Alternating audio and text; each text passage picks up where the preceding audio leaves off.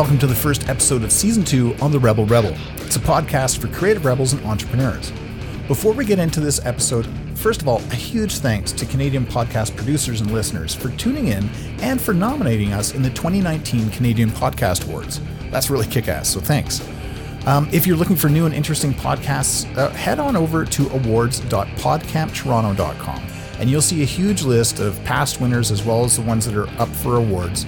And it's incredible Canadian content to choose from. You could also check out the Alberta Podcast Network as well. That's www.albertapodcastnetwork.com.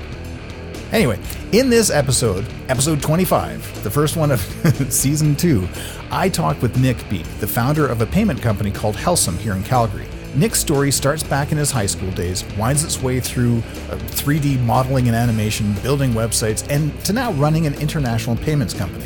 This episode of Rebel Rebel is brought to you by Drop Bear and Panda Save the World podcast, which is also up for a bunch of awards at the Canadian Podcast Awards, including People's Choice. And that's one that anybody can vote for, so you don't have to be a podcaster to vote.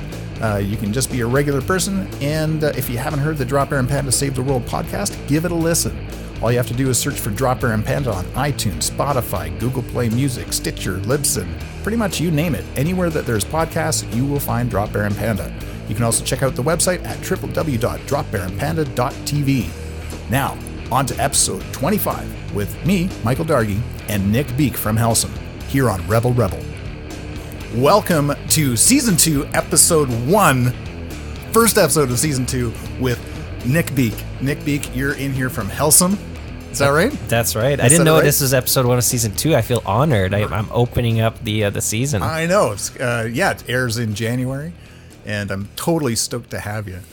Can you tell me a little bit about Helcim just before we get started here, just so people can put some framework? Yeah, so Helcim is a payments company. So just think Moneris, PayPal, Square. We're a local Calgary homegrown company. We've been around for 10 years. Whoa. And our motto is offering a better payment experience. So big focus on better customer service and better pricing. And that matters to small businesses. So that's us in a nutshell. Awesome. Okay. So, and we're going to get into the nitty gritty here, but you're you're the guy. I'm the guy. Right? Like you're the founder. Right. And you've come up with this thing to take on, I think, what would be considered big dogs in the industry. Yep. So can you tell me a little bit about you and where you come from and how you just got here? Yeah. So, there's a profile, 33 years old, male. No. So long walks on the beach. Yeah, exactly. My quick background is, I was born in Texas, but moved to Montreal when I was like 1 year old. So I didn't learn English. My first language is French. So I grew up in Montreal, big French family. And then at the age of 12, my dad worked in oil and gas. So we moved to Calgary. So that was in 96. Yeah. The town in 96, the town had like 600,000 people. So it was a different town. Yeah. Yeah. We were talking earlier, and I moved here in 79, and that was a much different town. Yeah, that's probably we didn't even have NHL then. Yeah, exactly. That's a whole different. That means you got to enjoy the Olympics, right? Yeah, it's true. I was 3, so I didn't. But So and my background is I was always a computer geek.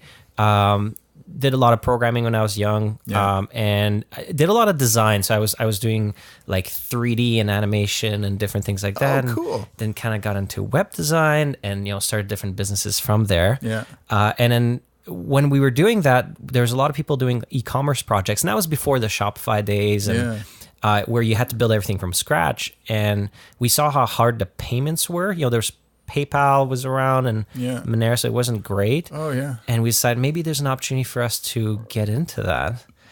And, I was 23 years old and I had a shaved head and I kind of looked like a punk. And for some reason, the banks didn't want to do business with us. Oh, see, a rebel from the start. Yeah, exactly.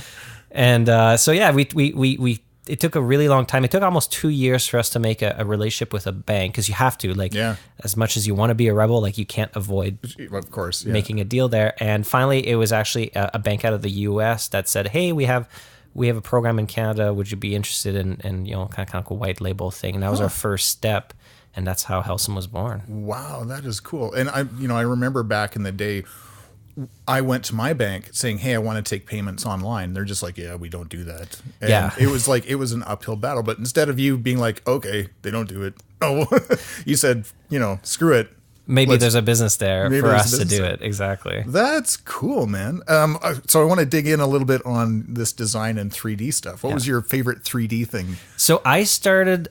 So my favorite TV show when I was growing up was Reboot. Oh, okay. Do you remember Reboot out of Vancouver? Totally. Yeah. So I was like, I want to do 3D. So my dad took me to a computer store when we moved here, and I think it was called Doubler Computers.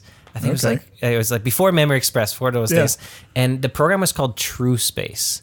So it's called True Space, and it was just it was a 3D modeler. Cool. Didn't do much animation stuff. So I had a lot of fun with that, and I would just like build objects and stuff like that. And then I got into 3D Studio Max. Yeah. And that's where I ended. So I haven't done 3D in a decade. So I see the guys in the office, and they're using Cinema 4D or Maya or things like that. And that's just like, I'm like, oh, well, your tools are a lot nicer than mine were. So. Oh my God, yeah, they've come so far. Yeah. Yeah, that's wild.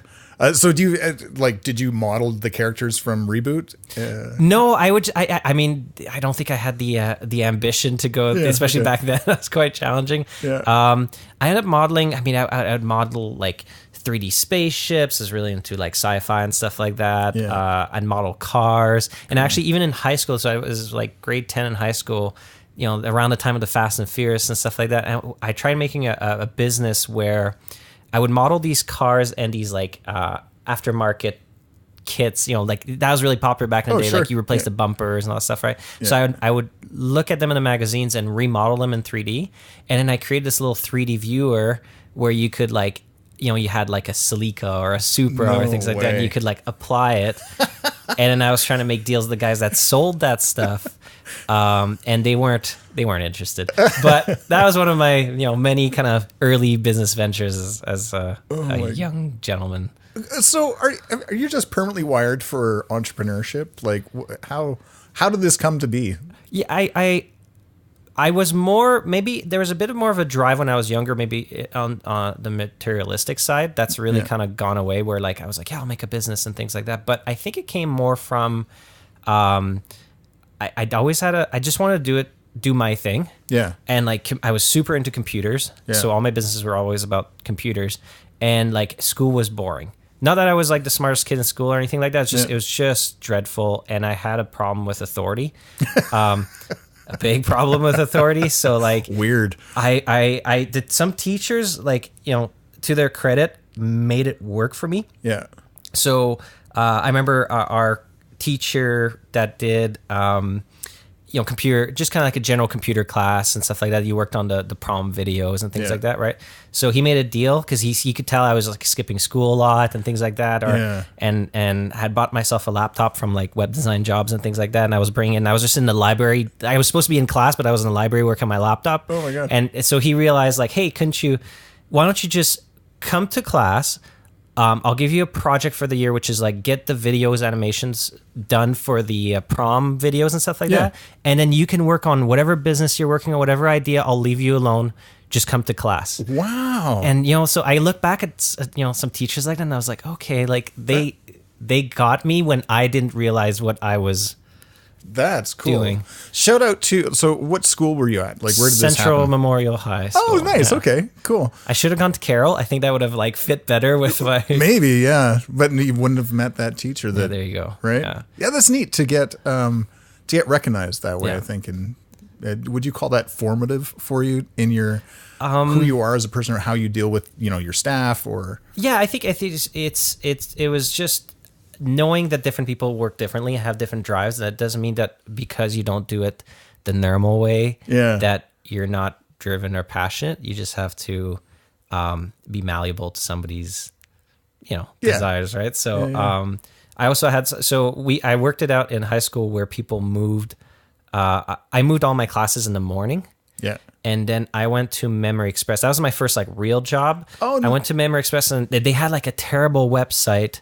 And for those who don't know, Memory Express is like a local computer store. Yeah, they're right? pretty kick-ass. Yeah, and they had a terrible website. They had no e-commerce, and I went to them like, your website's terrible. You have no e-commerce. Yeah. Can I do it for you? And they hired me at $8 an hour in the afternoon in high school to build their first e-commerce website. Really? So, yeah. Holy crap. That's the story behind the first e-commerce Memory Express website. So. Oh my God, that's wild. They're one of my favorite places to go shopping. I could spend all my money there. Yeah, it's if you're a computer geek, it's awesome. Yeah, that's wicked. Holy cow. So let's go back to Helcim for a sec. Yep. And so like I use Stripe. Yep. For example. Yep. Are you a replacement for that? We do compete with Stripe. Stripe is very good at what they do, and definitely a company we look up to. Where our niche is more is businesses that need a wider range of payments. So Stripe is really good for online, but that's kind of all they do. Yeah, that's it. Yeah. Right. Versus we have companies that are going like, okay, that I need online, but then I also need invoicing where I can send out an invoice and get paid for it, and then I also need a machine that my fleet of trucks has so that they can accept Interact Debit and things like that. And we kind of offer a wider range of service for those businesses, right? So. Yeah, cool. So you're 10 years strong, which is killer. What do you see in the future for Helcim, or what are you pushing towards a certain future for them? Yeah, so the company's 10 years old, but we really kind of hit our stride a couple years ago. So just give you a scale of things. 4 years ago, we had 2 staff. I bought out my business partner. It wasn't working out, and I decided to make the business the way I wanted to make it, right? And focus more on software and platform and things like that. Yeah. And that's when we went from 2 people to we're now 42 people. Holy! And so we've kind of really hit that. Wow. We found, so even though, we're a 10-year-old company, but if you walk in the office and you're like, it feels much more like a startup because it is, it's quite younger than that. Like if you've worked at us for like 2.5 years, you're like seniority at our company. So. Wow. Holy. Okay. So you're sitting at 42 staff. And I follow you guys on social media. You're always up to something. Right. And you used to do these vlogs all the time, which were, amazing, like great production value. Great value just to, hear what you guys talk about all the time. Can you sort of walk me through that? Because I know you're taking a bit of a hiatus from that right now. Yeah. We're putting a little bit of a pause, right? Yeah. Essentially, like where that came from is like, I've built this business for a while, and I've always been somebody that's, it's not that I've learned the difference between being, extroverted and introverted, because I always thought it was like, oh, well, you're not social. And I'm like, no, I can be a social person. I can communicate and, do decently with people. Right. Yeah.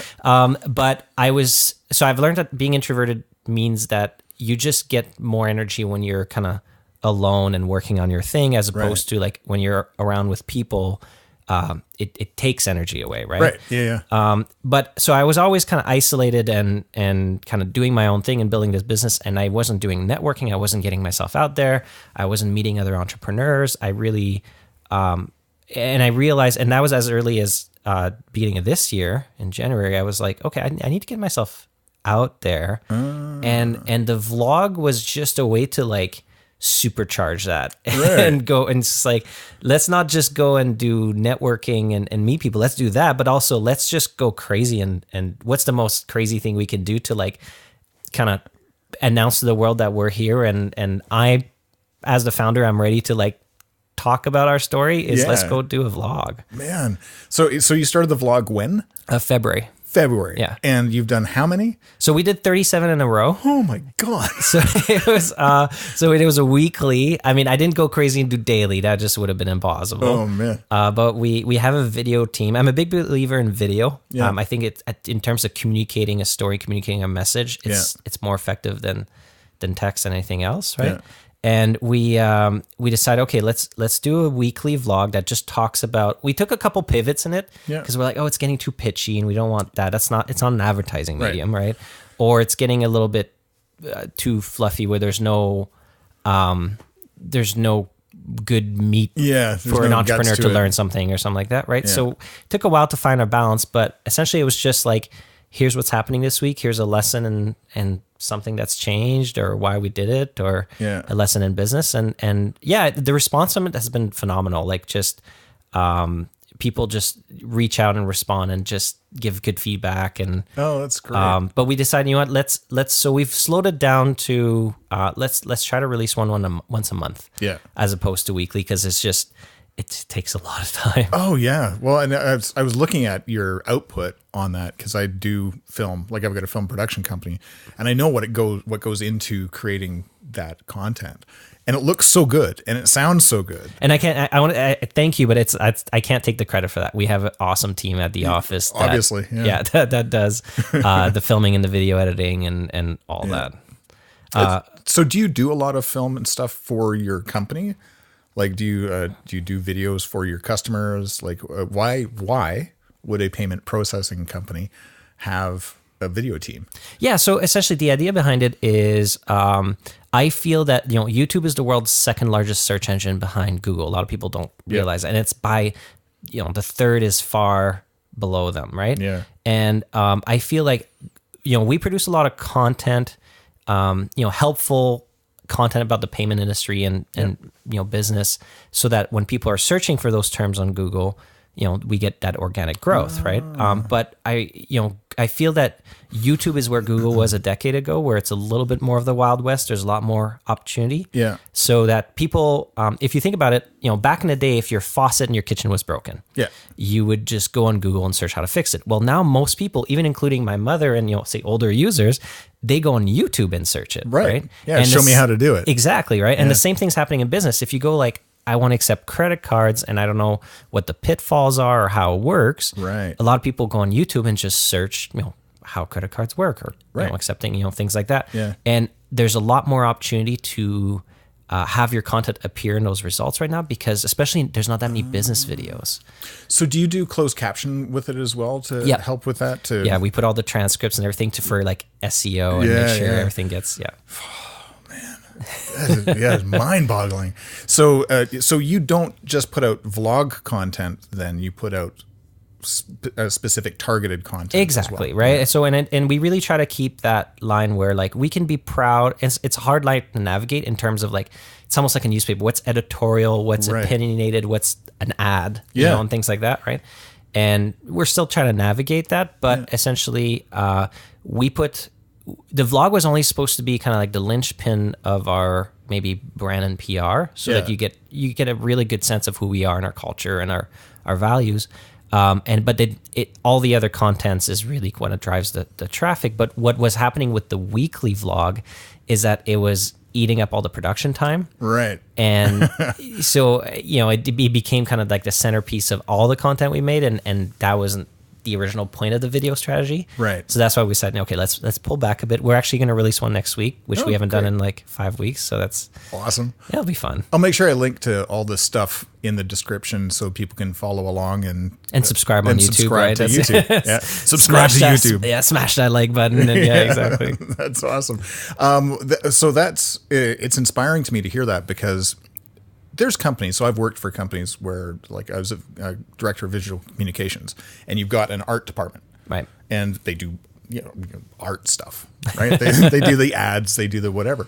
But it's just dawning on me now that you could have a video department and how important that is to business today. And up until this very moment, I didn't realize how important that was. Yeah, we have 3 people full-time at our company of 42 that work on video. Oh my God. And we think it's worth the investment because, once again, the traffic that we get is the same as, is quite significant. Yeah. Right?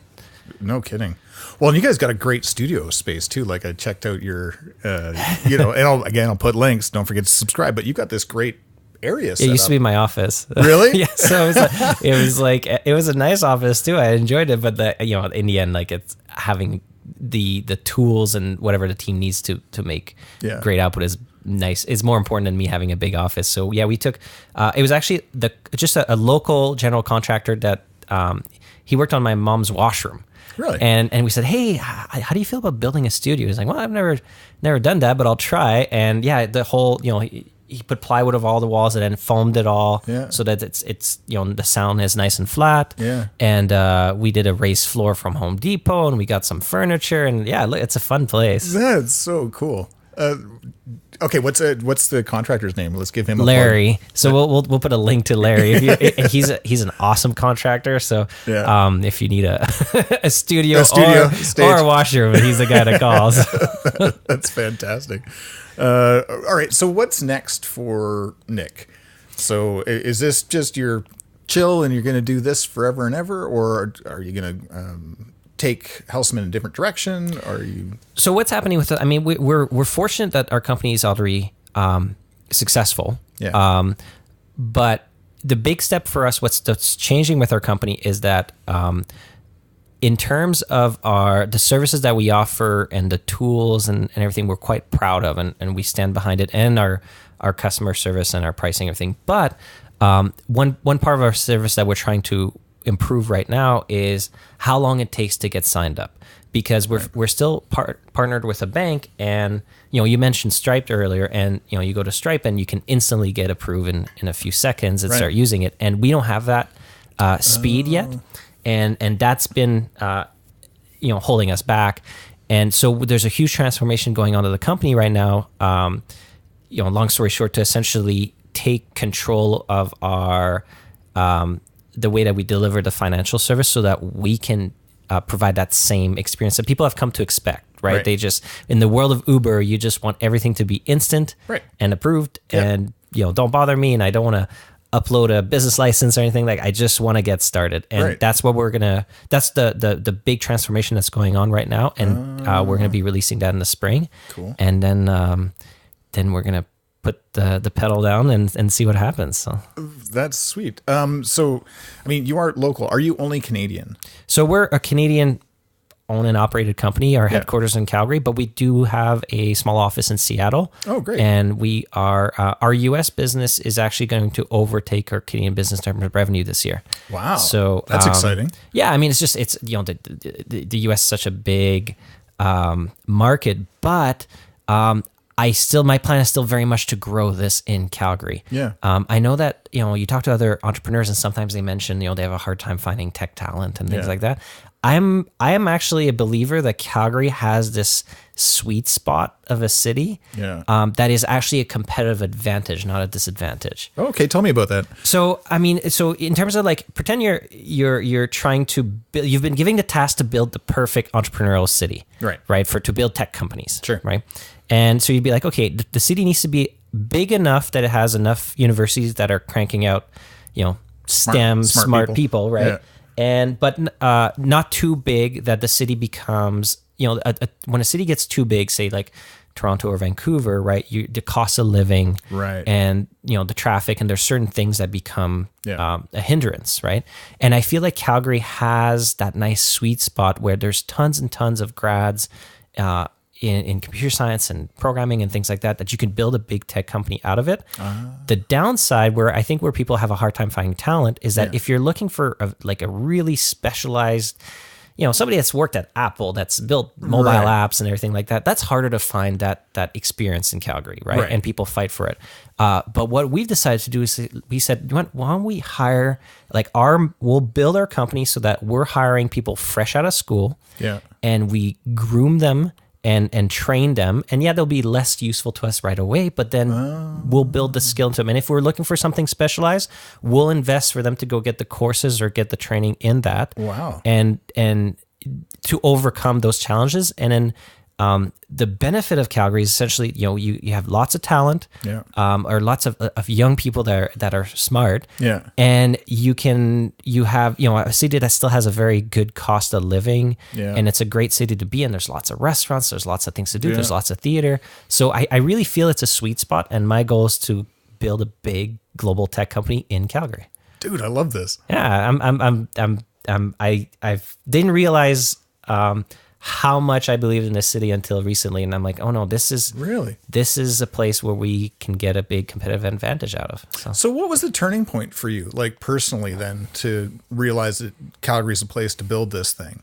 I think it's because, I mean, the conversation, you remember last year with Amazon wanted to come here. Yeah. And that hit a bit of a nerve in a sense. It was kind of like, why are we looking for a big US company to come and save us? Right. You know, that's not the Western Canadian attitude. Like we are the frontier, we're in the West, and we build our own things, right? Yeah, right on. And so, you know, I thought about it, and then as you grow, you go like, well, you know, people keep saying, well, no, if you want to grow your company, you have to go to Silicon Valley, or you have to go to Toronto, or things like that. And I was like, why? Yeah. And I really started taking a look back and look at what are the challenges and what are the benefits. And I really think that the pros outweigh the costs or the cons of being in Calgary. Yeah.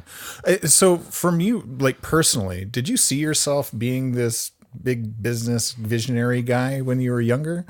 Has this always been in you, or is it grown as your company has grown? No, and I don't. I definitely always saw myself more as a computer guy than a business guy. Okay. Right. So the business skills kind of had to be learned. Yeah. Okay. The computer stuff just came more naturally. Right. So no, and I think I mentioned a bit earlier, I think that maybe back then when you're young and you're in your teens or early 20s, you're like, you think more about the financial success. Right. And it's funny how like, as you grow your business, that becomes less and less and less important. Building something that has meaning, that has impact on people's lives, that builds jobs, that that the success of it is not. I think the financial reward comes. Yeah. But the irony of it is that you stop caring and you don't even have time to enjoy it. You just care about like working with your team, working on cool stuff, and building the next thing. Right. Yeah. So are you still very hands-on? Yeah, I've stopped a lot of the coding myself. That's been probably the hardest. You wear so many hats as an entrepreneur, and that's probably one of the hats that I've had to had a hardest time letting go of because I enjoy coding so much. But I've kind of transformed that love into being more of a product manager. Okay. Where I teach my team how to code. And then I give feedback, and we're constant conversation going like, this is good, this is bad, how do we fix this, things like that. So I still feel very connected to it without having to do the actual coding and the work. And Gotcha. I'm starting to enjoy it. I'm starting to maybe because I'm realizing that more can be achieved if I don't make myself the bottleneck. Right. Yeah. It's fair enough. You just have to decide, sooner or later to just let it go. Right. Yeah. Get out of your own way. Exactly. Yeah. Interesting. Well, because you look at the things that you now see and how you want to drive the company. You're right. You'd be a bottleneck because you'd be the one doing it, and they'd have to all wait for you to do it, and then release it out into the world and see what happens next. Right. Exactly. Now you can actually have many things happening at the same time. And I'm enjoying working with teams. Like it's one of those things where like when I was first building my company, I was having a harder time with HR and not knowing what to look for, not knowing the kind of people to hire.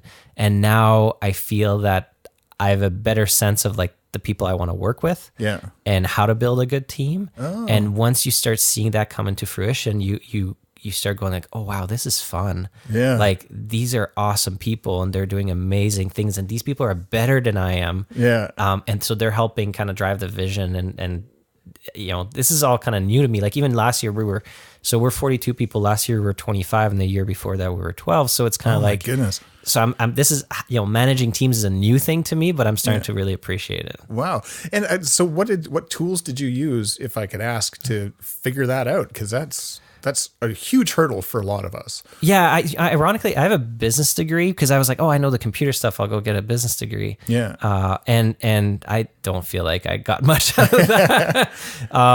But I've started. So one of the things I started doing, I was always an avid reader, but it was always fiction. Yeah. So sci-fi fantasy, that was, cool. It was like watching a DVD at night. Like you just open up the book and just, enjoy it. Right. Yeah. But I started reading, business books and biographies, and so to my surprise, I actually enjoy them quite a bit. The right ones. Sometimes you get a business book and it's kind of like, okay, you could have made that point with an essay, not a 400-page book. Right. But some of them just really like you feel connected to the challenges that people have had, and you're learning from them, and that's been great at kind of bringing more tools into my tool belt of like how to build a team. Cool. Can you think of a title off the top of your head of one that was important? Yeah. My favorite one by far, and it's a recent one, is a book called The Messy Middle.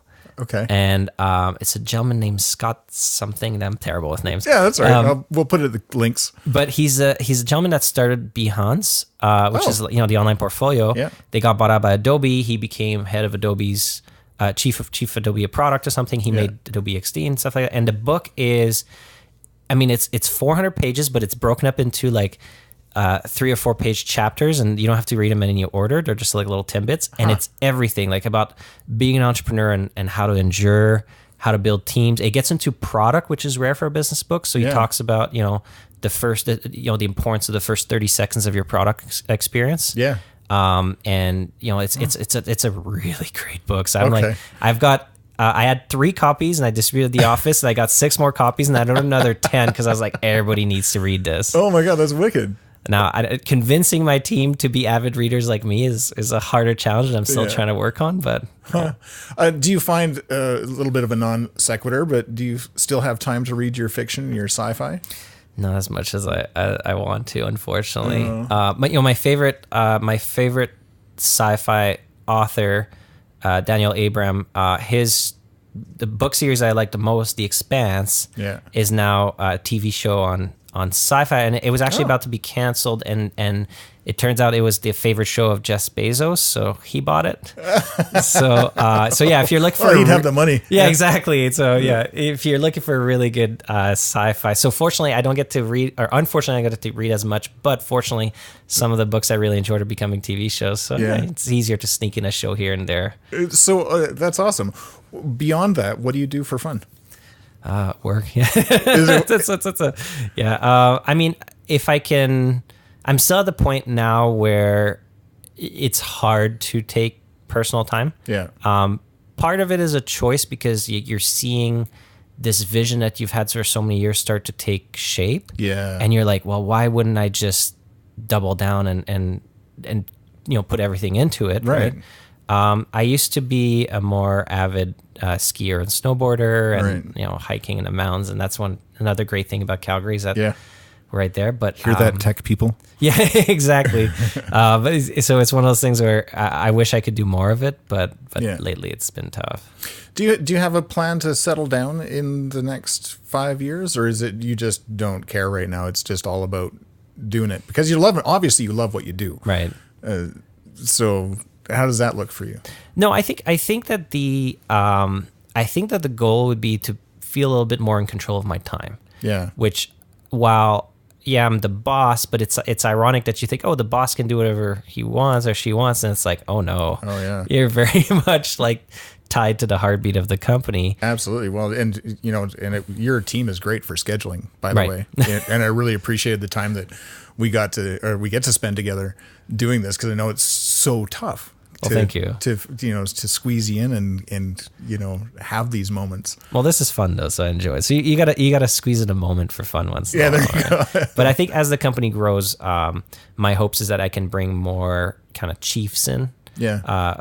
And then be able to take a bit of a more of a zoom out and be able to help with direction and vision, but not feel like I'm tied on it's not even 9 to 5. It's like 80, 90 hours a week. So feel like I'm less, I just have a little bit more freedom in my time. That'd be the goal. Yeah. Cool.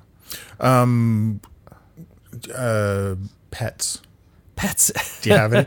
Yeah. We've, my wife and I have a little dog, Mia. She's kind of like a border collie, maybe a little smaller, right? Like those Australian sheepdog, like blue heelers and stuff like that, right? But she's a rescue. So all my dogs growing up have always been rescues. So glad to hear that. Yeah, they comes with a baggage. So she was a street dog in Mexico for 3 years. Oh my god! So that comes with a lot of baggage. No kidding. She's not super great with kids or other dogs.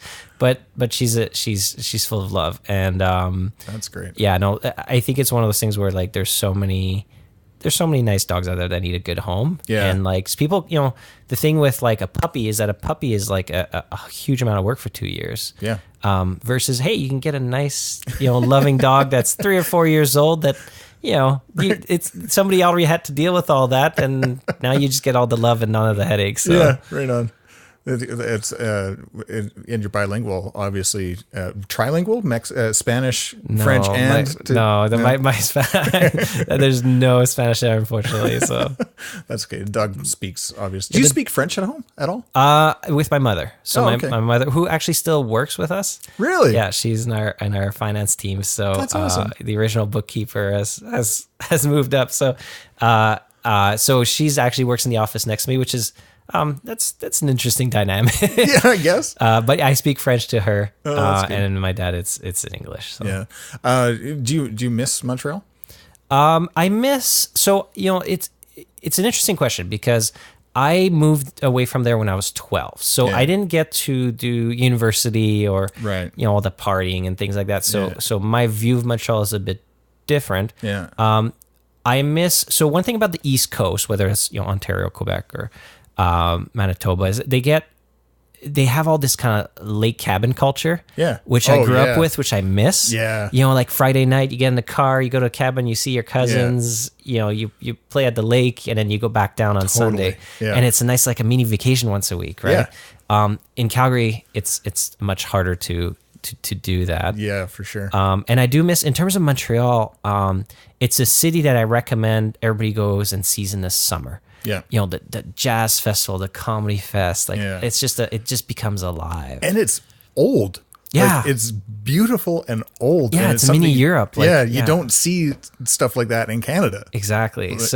But in terms of living in Quebec, I mean, in terms of I'm not a big fan of all the politics there, and I think Alberta's Alberta's going through a tough time right now. Yeah. But there's still a certain kind of positivity to there.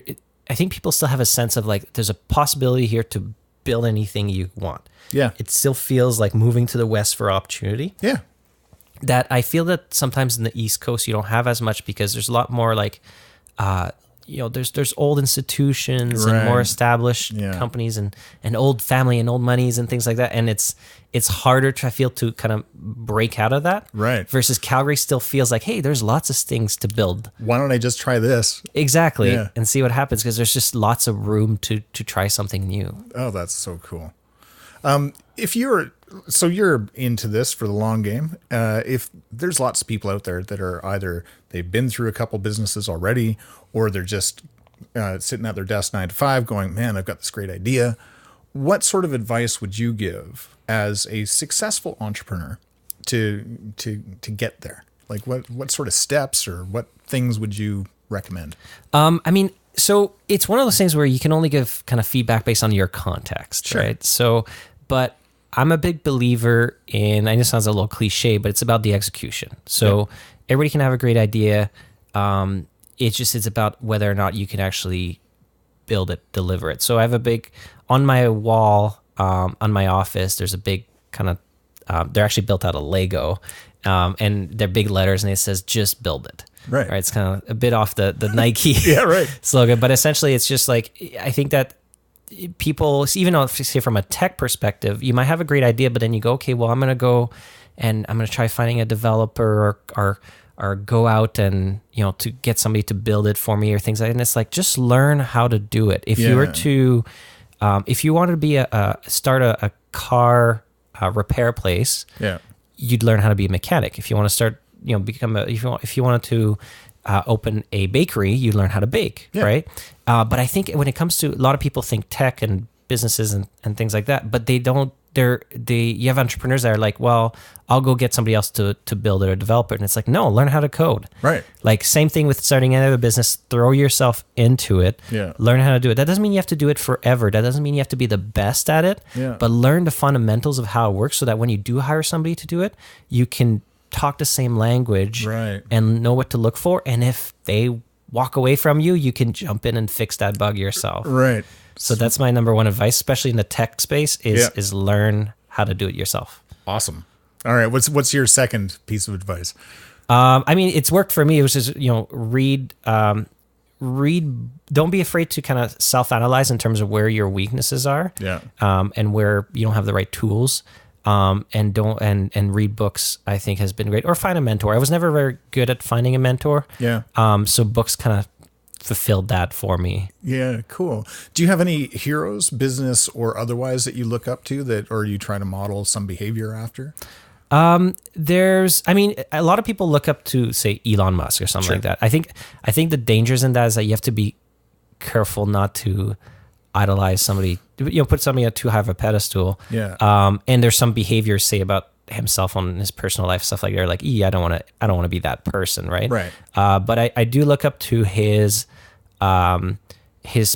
ability, his pain threshold.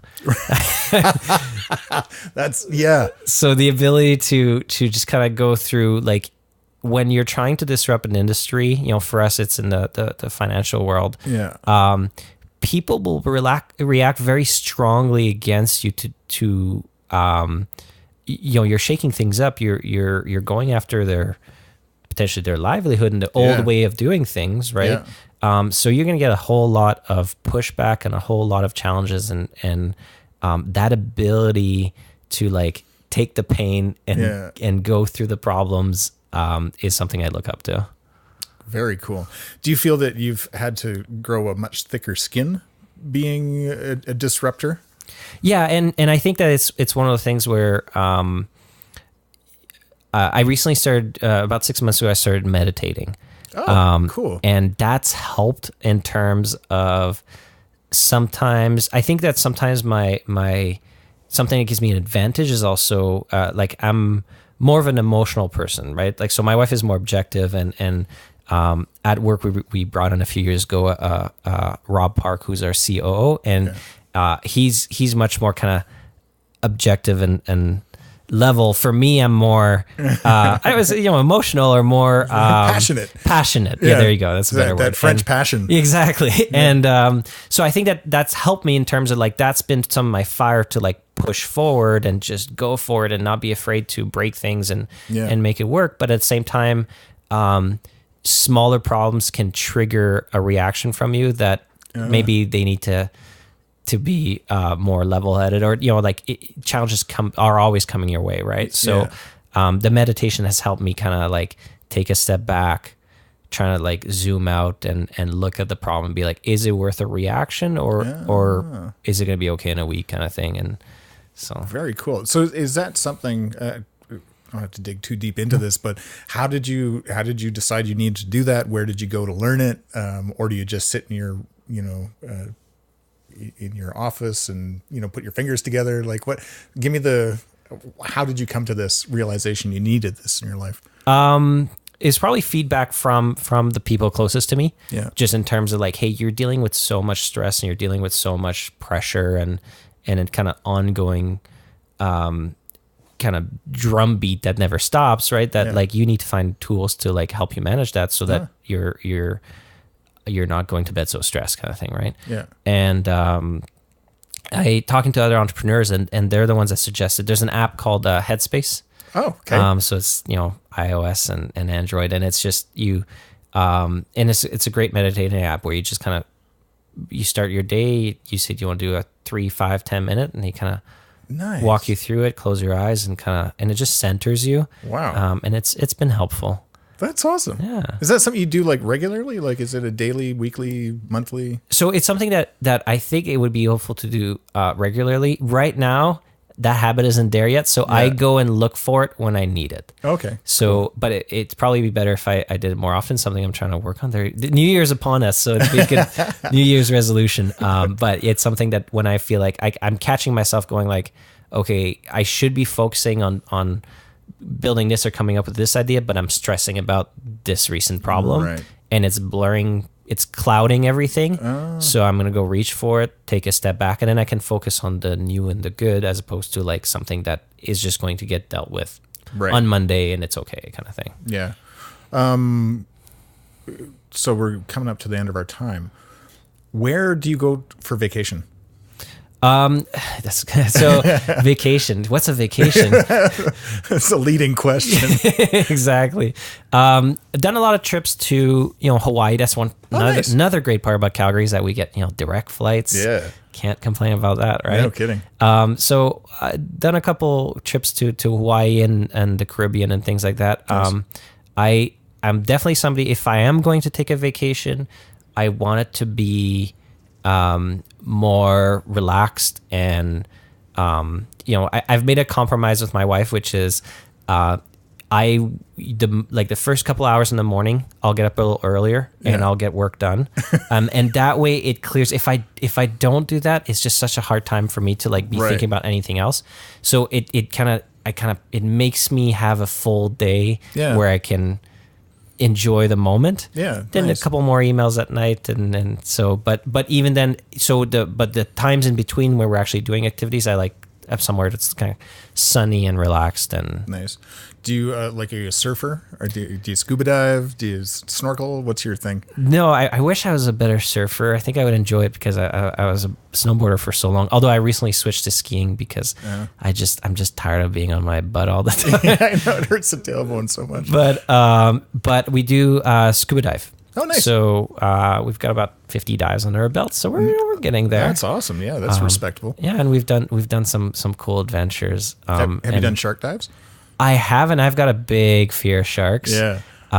So would I do a shark dive with a tiger shark or a great white in the water? No way. Yeah. But the reef sharks, I'm starting to feel a little bit more comfortable with them. Yeah. Man, that's wild. Have you ever done scuba diving here in Canada? West Coast? Yeah, so we did our certifications locally, just in the pool. Like Minnewaca? Well, no, that's the thing. So that was an option, but we did our final open certification was in Hawaii. Nice. So at least we skipped that part. Yeah. But then we want to start doing some colder water diving. So we decided to go to do a dry suit certification. Oh, great. And we did that at the, what's the lake right on the U.S. border? Waterton. Oh, you saw the paddle wheel? Yeah, exactly. Yeah, right. yeah. And that was 4 degrees Celsius. Yeah. It was, and we were 2.5 hours in the water. It was cold. Oh, yeah. And we ended up using that and going to Victoria to do some diving. And that was awesome. There's some good, it was cool. And the seals, hang out around you and stuff like that. So I'm sure there's some cool places to dive in Canada too. Oh, yeah, there's lots. I've done a lot of diving on the West Coast. Okay. And there's so much life. So much to see. Yeah, and the water is actually pretty clear, especially if you go a little deeper and it gets colder. It clears up pretty good. Yeah, and I've gone diving wet with 7 mil suit in really freaking cold water and dry suit, and I don't know. I think I still prefer wet. We did when we were in Victoria one day. We decided to skip the dry suit, and they put on.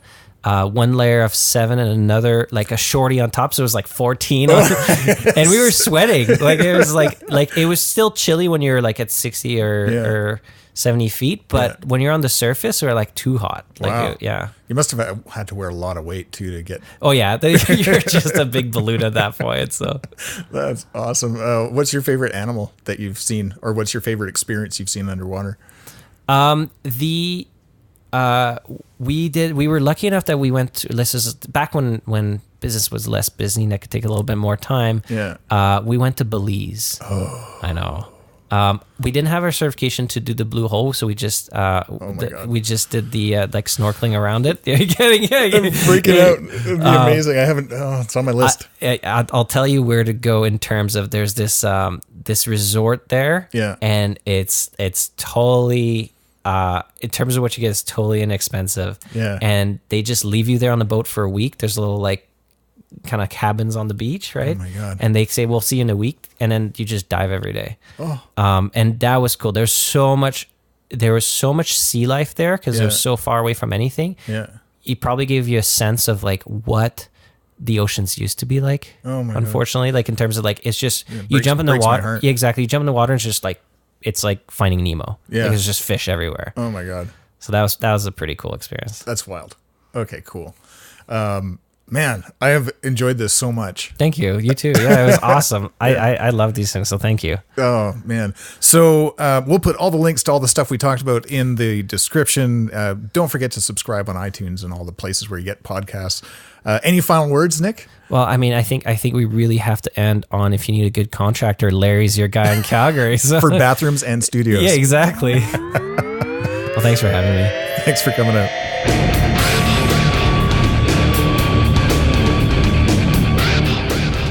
Thanks for listening to episode 25. Episode 26 is just around the corner, and I'm so stoked. So the next episode, episode 26, features Andrew Fung. Now, if you've watched any television in the last year or two, you're going to know Andrew Fung as Kimchi from Kim's Convenience, and he joins me in the Kensington studio where we talk about so much stuff. You guys are going to love it. Don't forget to tune in to episode 26 with Andrew Fung on Rebel Rebel.